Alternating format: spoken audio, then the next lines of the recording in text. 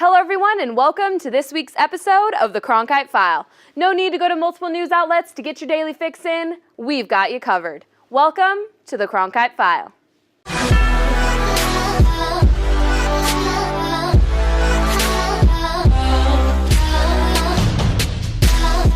Well, Arizona, we must admit we are far too blessed to be stressed considering it's only the month of April and the temperature is already hitting the 80s. Trust me, the entire state of Washington would be jealous. Here's Bailey O'Carroll with this week's weather report. Phoenix couldn't ask for more picture-perfect weather this week. Wednesday is going to be 85 and sunny. Thursday, we're looking at 88 and sunny. Friday is going to be 80, a bit windy. Saturday is 83, and we'll round out the week at 88 on Sunday. Now, for a look around the state, Tucson is going to be 77. Flagstaff will be 56 and thundery. Chandler is at 82. Tempe also at 82. And rounding it out will be Prescott at 64. Thanks, Bailey. Now let's move our attention to some more exciting news. At this year's MTV Movie Awards, stars of all different shapes and sizes rocked the stage, literally. And this year's co-hosts were a prime representation of that. Here's Carly Doyle and Rachel Cord with more. Kevin Hart and Dwayne "The Rock" Johnson hosted the 2016 MTV Movie Awards on Saturday. Hart called himself and Dwayne the perfect team for the 25th anniversary show, according to E! News. And only the perfect team could pull off this year's awards. They certainly broke tradition this year. The show was recorded and did not air until Sunday night. And for the first time ever, the event took place entirely outside. E! News deemed Hart and Johnson the craziest hosts ever. Kendrick Lamar, Gigi Hadid, and Dwayne Johnson's Baywatch co-star Zac Efron were among some of the presenters, and Ariana Grande was a standout performer when she sang her single Dangerous Woman with just a simple piano accompaniment, bringing the house down. Star Wars The Force Awakens took home Movie of the Year. Will Smith won the Generation Award this year, and for another MTV Movie Award first, Melissa McCarthy became the first woman to be awarded the Comedic Genius Award. And upon finding out, McCarthy crowd-surfed her way to the stage. In her acceptance speech, she said, quote, "In all seriousness, I may be the first woman to receive this award, but I'm certainly not the first woman to deserve it," end quote. The two closed out the show with a massive fireworks display. But that didn't make anyone forget the fact that Alexander Skarsgård had just presented the last award of the night while low-key, okay, high-key, not wearing any pants. And thank God for that. That's all we have for you this week. I'm Rachel Cord. And I'm Carly Doyle. Now to Chancellor Johnson for more in entertainment. This past Sunday was National Siblings Day, and when you think of siblings, you think of family. And when you think of families, you think of none other than the Kardashians. And one of the Kardashians is officially engaged. No, not Khloe, not Kourtney, but Rob.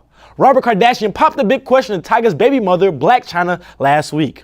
Blac Chyna showed off the big rock on her Instagram with the caption, "Yes."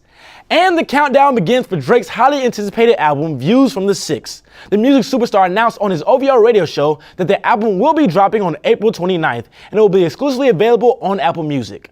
That's all from me. Back to you, Colette. Thank you all. Before we transition to our next segment, I need to be honest with you guys. Anthony has been really lonely lately, and I really think he needs someone to take him out. Anthony, what do you have in mind? Take me out to the ball game. Well, not me in particular, but if you love baseball, you've probably been itching to sing the grand old tune at an MLB game. Now, the season's underway with hope in the eyes of every fan, exclude a few teams. And right now, we have some surprising headlines in the mix. And to start it off, the brand new home run sensation is Trevor Story. You might be wondering who that is, but the rookie shortstop from the Rockies has 7 home runs through 6 games, a first for the over 100-year history of the MLB. He has more homers than 16 teams and has hit them off 4 different pitches. The guy has an eye for the ball clearly and is lighting up the league right now. On this course, the amount of broken records will probably be a higher number than his home runs this month.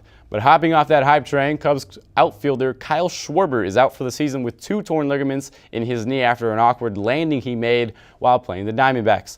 ESPN's Jesse Rogers quotes him as saying he'll come back, quote, "bigger, faster, and stronger."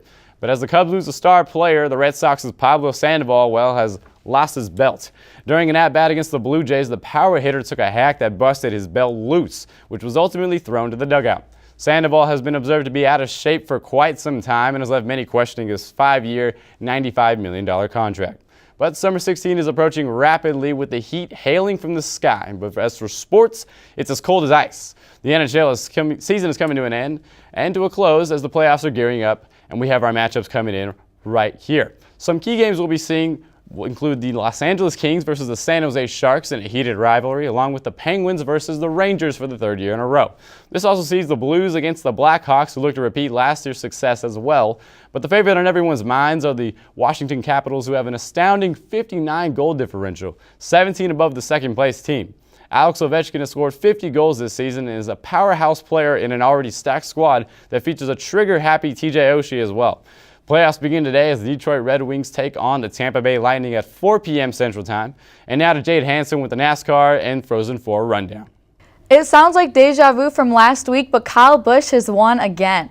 This time at Texas Motor Speedway for the Duck Commander 500.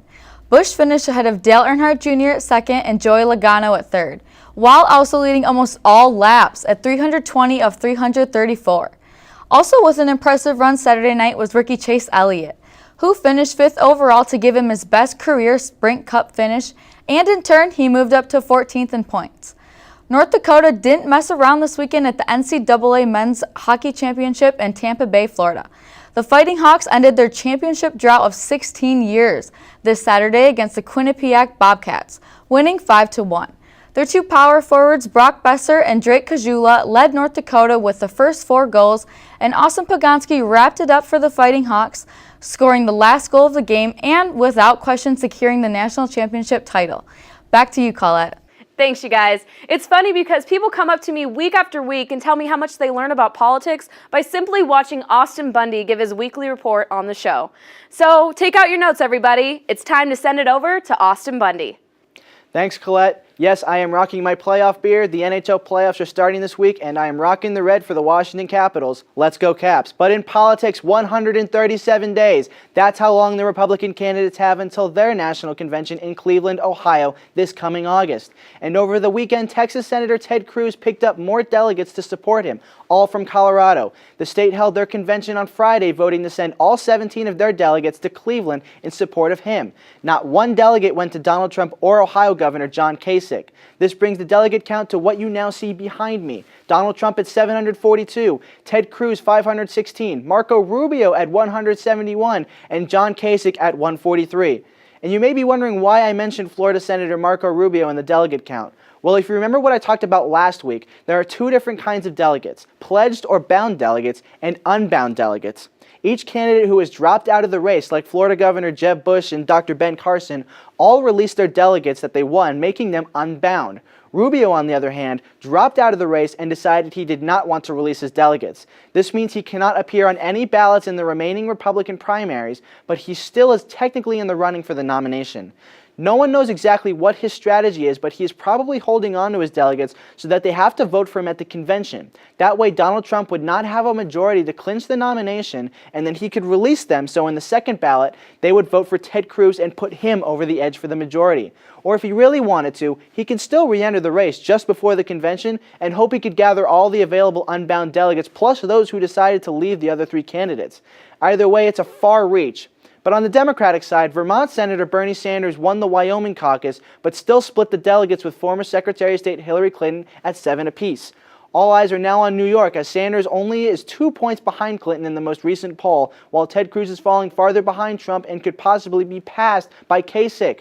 And in 2 weeks, Atlantic Tuesday, as it's being dubbed, will take place. The states of Connecticut, Delaware, Maryland, Pennsylvania, and Rhode Island will all vote in their respective primaries. Including New York, Republicans have 267 delegates up for grabs, and the Democrats have 753.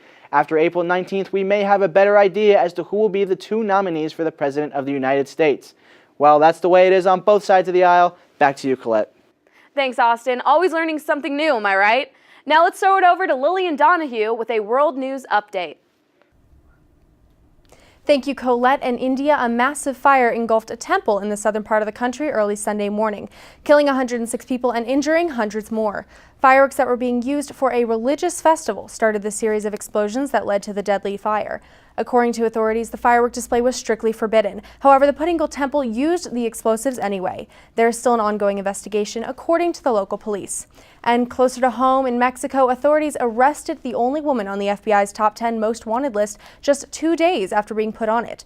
The woman, Brenda Delgado, allegedly orchestrated the death of her ex-boyfriend's new girlfriend. Dallas County District Attorney Susan Hawk said the woman's charged with capital murder. However, the death penalty is off the table.